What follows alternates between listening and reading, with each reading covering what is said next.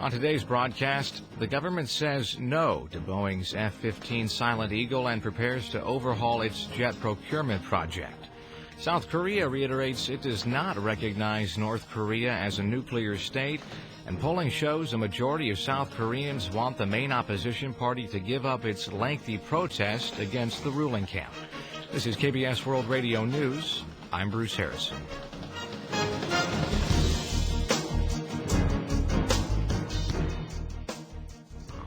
The government has decided to re-examine its next-generation fighter jet procurement program from scratch.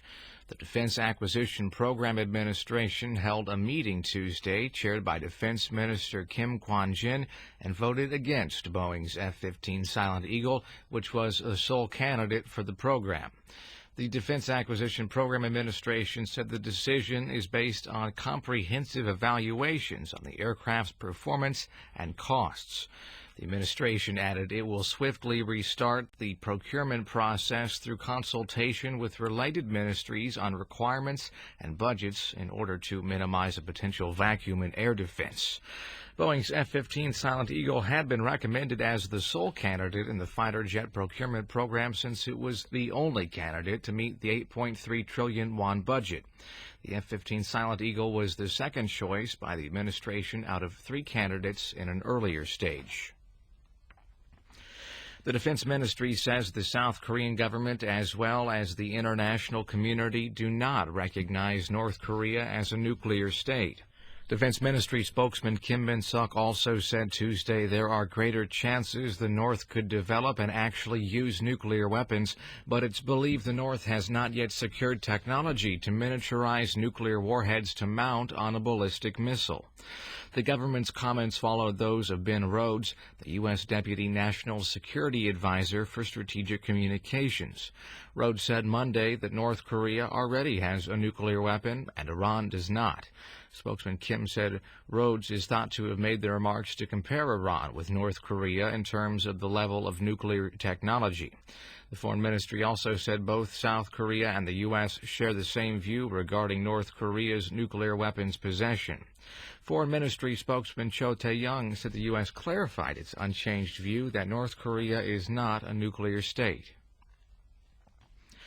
U.S. nuke experts say North Korea has the ability to produce key components for uranium enrichment, cutting the need for imports and making it exceedingly difficult for the outside world to monitor the North's nuclear development. Our Kim Soyeon reports. In November 2010, North Korea unveiled to the international community around 2,000 centrifuges used for enriching uranium. Professor Jonathan Pollack at the Brookings Institution and other U.S. experts tracking the North Korean nuclear issue say it is clear the communist regime now owns more centrifugal facilities than those disclosed in 2010. Experts say the assessment is based on a comprehensive review of classified U.S. documents and analysis of photos. The experts believe Pyongyang has succeeded in producing the key parts necessary to enrich uranium. They say the production has been confirmed of special steel used in a centrifuge, vacuum tubes that eliminate air, and electronic equipment to control the speed of electric motors. Experts point out North Korea's production of these key components for uranium enrichment bars Western nations from gaining knowledge on the country's nuclear capability. Major news outlets, including the New York Times and the Associated Press, have sounded concerns over news of North Korea's latest success in its nuclear development. And while U.S. and Iranian leaders have sought nuclear dialogue during the UN General Assembly, North Korea appears to be headed in the other direction regarding its nuclear development. Kim Soyeon, KBS World Radio News. Unification Minister Ryu Kil-jae says North Korea deserves condemnation for indefinitely delaying planned family reunions for political reasons. A ministry official says Ryu strongly criticized the North for the disputed reunions in a letter to about 200 South Koreans and their families who were selected to attend the reunions. The minister said the government will do its utmost to lead the North to recognize the people's pain and take steps to hold the reunions. He said nothing can justify the North's decision to delay the reunions.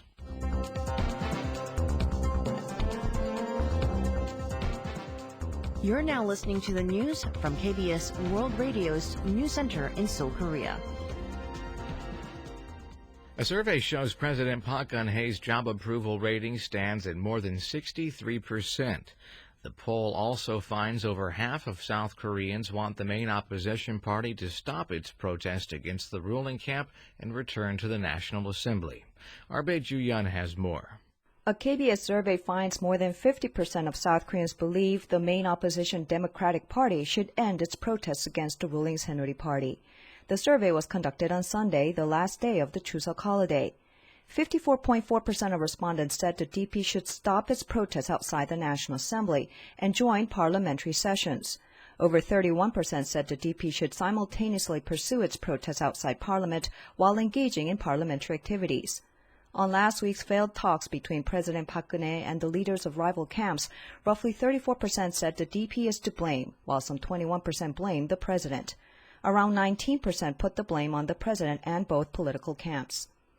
The survey also found roughly 63% of people believe Park is doing a good job as president, while 28% said she is not. The ruling Saenuri Party dominated in party approval ratings, polling at 45.8%. The DP polled at 22.9% and the minor Unified Progressive Party 1%. Just 1.6% of the people supported the Justice Party. The survey also asked whether the president should apologize over suspicions the National Intelligence Service meddled in last year's presidential elections. 45.6% said the results of the first trial on the allegations need to come out before a decision is made. Regarding North Korea, the survey found nearly 53% believe the government should stand by its principles, even if it means inter-Korean family reunions are delayed further. About 45% said the government should deal with the North more smoothly so reunions are held sooner. KBS commissioned media research to conduct a survey on 1,000 adults on Sunday. The survey has a 95% confidence level with a margin of sampling error of plus or minus 3.1 percentage points. Bae Ju-yeon, KBS World Radio News. President Park Geun-hye says South Korea will not tolerate any attempt to undermine the sovereignty of its islands, continental shelves, and its exclusive economic zone. The president spoke at a ceremony Tuesday marking the 60th Coast Guard Day. She said it's important to establish steadfast maritime sovereignty for the nation to prosper through the seas. She asked the Coast Guard to do its best in defending Korea's maritime sovereignty. Park also congratulated the launch of a new patrol ship, Cheongryong, tasked with guarding the easternmost Dokdo islets. Park also stressed that defending Dokdo is defending national pride. The top diplomats of South Korea and Japan will meet in New York this week. The Foreign Ministry said Minister Yoon Byung-se will meet with his Japanese counterpart Fumio Kishida on Thursday. Yoon is visiting New York to attend this year's UN General Assembly. The two ministers will likely discuss South Korea-Japan relations and the political situation on the Korean peninsula. Yoon is expected to reiterate how Seoul and Tokyo relations are being damaged by some Japanese right-wing politicians' inflammatory remarks and behaviors regarding Japan's past wrongdoings. This marks the second meeting between the two neighbors' top diplomats since the Park Geun-hye administration kicked off this year. The two foreign ministers held the first bilateral meeting on July 1st on the sidelines of the ASEAN Regional Forum.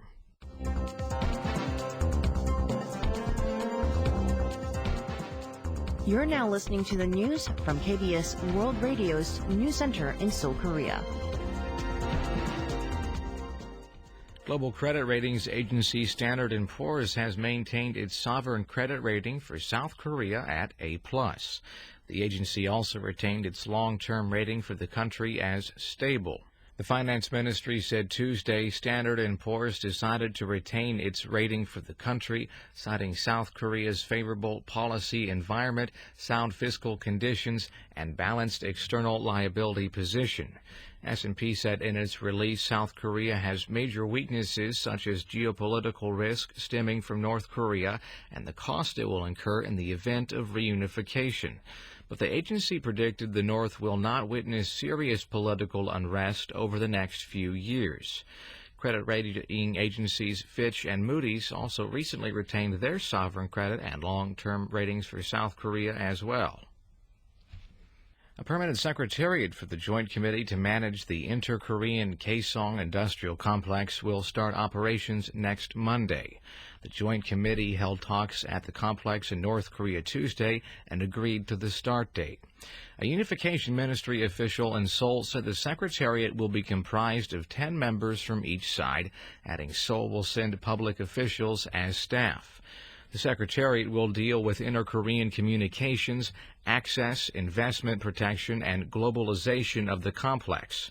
The official said the existing Industrial Complex Management Committee will continue to handle tasks of business support, such as wages and employment. South Korean film The Face Reader has sold more than 7 million tickets just 13 days after its release. The film's distributor, Showbox, says the movie was released on September 11th and reached the 7 million ticket mark around 9 a.m. Tuesday. The Face Reader hit the mark 2 days sooner than previous box office hits such as Snowpiercer, Miracle, and Cell No. 7, and Gwanghae, The Man Who Became King. The latest Korean blockbuster stars actor Song Kang-ho.